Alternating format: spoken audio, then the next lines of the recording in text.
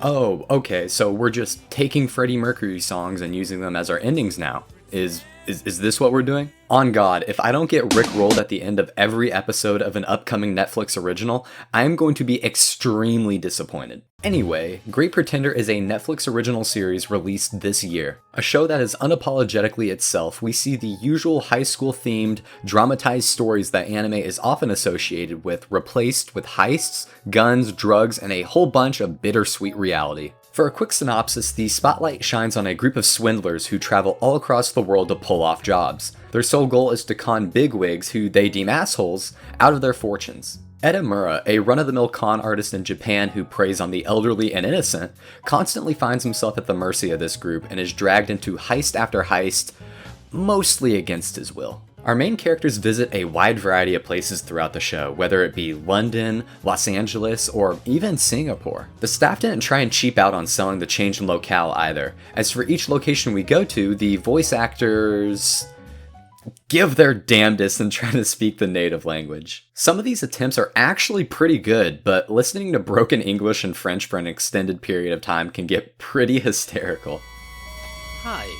Domo arigato. At some point in the first episode, the show became self-aware of this as well, and even had a footnote alerting us that they would be translating English to Japanese from that point forward. Thank God. But you know what? I totally respect the attempt. The general vibe of the show is pretty lighthearted and really doesn't try to take itself too seriously for the most part. This mindset is reflected pretty accurately in the general style of the show as well. Whether it be the vibrant colors used anywhere you look, the abstract shapes thrown about to keep each shot looking interesting, or simply the character designs that look unlike anything I have ever seen. The art direction set out to be different than its peers, and I think it did an absolutely stunning job at it. Whether it be a rainy scene with an overwhelming amount of blues used, or yellows and purples to reflect the sun setting against the beach, the color palette used was absolutely delicious.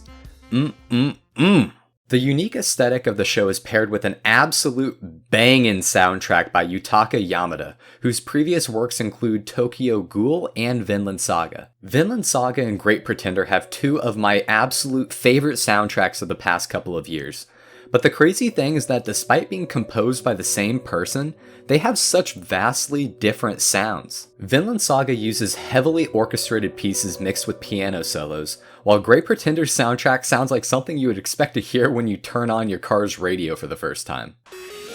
The show is an absolute roller coaster, but while I have been talking primarily about the highs, the low points are just as important. There are some genuinely disturbing topics brought up, such as human trafficking and intense PTSD, topics not often talked about in the medium because of their generally taboo nature. Having to balance both the explosive highs with the grim reality that our characters face is a pretty tall task, but being able to manage them well, giving them the time they deserve, and having them coexist within the show leads to a pretty fulfilling experience. Each main character gets their own time in the sun, where we are able to figure out how exactly they got to this point in their life. Not everybody just up and becomes an international con artist for the fun of it, and these quiet moments between the mind games and violence serve to develop the characters. It ended up making me actually care about the shit that goes down within the heist, while also giving the show time to breathe between all of the craziness. Even though I could talk about this show all day long, I genuinely feel like this is one of those shows from this year where you owe it to yourself to try it out. It hits on a broad range of emotions, and because of that, I think it has a little something for anybody interested. If you're dumb like me, the extravagant plans will have you sitting there after the episode like,